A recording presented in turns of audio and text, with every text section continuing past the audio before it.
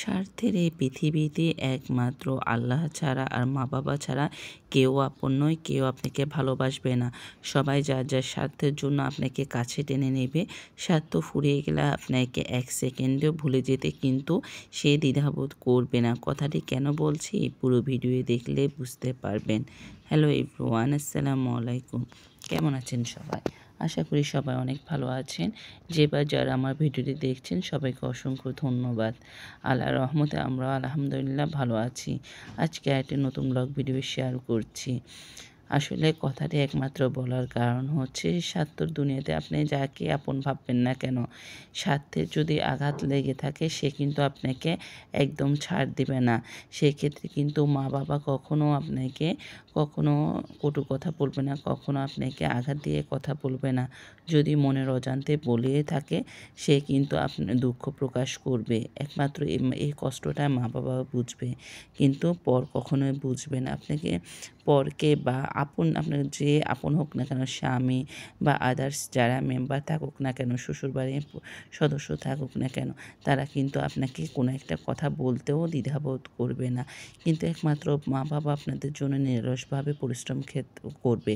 সেটা আমার ক্ষেত্র হোক, আপনাদের ক্ষেত্র হোক, সন্তানের ক্ষেত্রে কিন্তু মা বাবা অটল।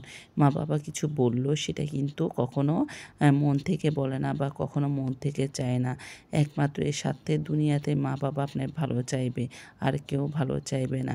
যাই হোক, অনেক জ্ঞানে কথা বলে ফেললাম। এটা কিন্তু সবার ক্ষেত্রে আমি দেখেছি। জাস্ট আমার ক্ষেত্রে যে বলবো সেটা কিন্তু নয়, সবার ক্ষেত্রে এমন। একমাত্র মা বাবা আপনার ভালো চাইবে, আর কেউ ভালো চাইবে না। আপনি যতক্ষণ সংসারের জন্য খাটতে পারবেন, যতক্ষণ মানুষের জন্য করতে পারবেন, ততক্ষণ আপনি ভালো। আর আমরা তো নারী, আমরা সব কিছু জেনে শুনে মুখ বুঝে সহ্য করতে হয়, কেননা আমরা নারী। আমাদেরকে সব কিছু প্রতিবাদ করলে আমরা কিন্তু সবার কাছে অপরাধী হয়ে যাব, তাই না? এই স্বার্থের এই পৃথিবীতে আপনি যতক্ষণ করতে পারবেন সবার জন্য ততক্ষণ ভালো, করতে না পারলে আপনি সবার কাছে খারাপ। যাই হোক, সেটা আমার ক্ষেত্রে না, সবার ক্ষেত্রে আমি যেটা দেখেছি, আমি অনেক সবার সাথে চলছি। যাই হোক, অনেক কিছু জানি।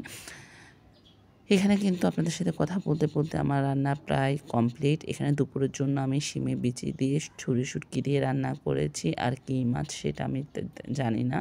যাই হোক, মেবি রুই মাছ বা কাতল মাছ এরকম কিছু হবে, সেটা কাঁচা রান্না করেছি। আর এখানে রাত্রের জন্য চিকেন বিরিয়ানির প্রিপারেশন করে রেখেছি। জাস্ট একটু হালকা করে সিদ্ধ করে নিয়েছি। রাত্রে বাচ্চাদের জন্য চিকেন বিরিয়ানি রান্না করব। এটার ফাইনাল লুকটা আপনাদের সাথে আমি পরে শেয়ার করব নেক্সট ভিডিওতে। তো সবাই ভালো থাকবেন, সুস্থ থাকবেন, সবাই সবার মা বাবার জন্য দোয়া করবেন মন থেকে। আজকের মতো এখানে বিদায়। আসসালামু আলাইকুম।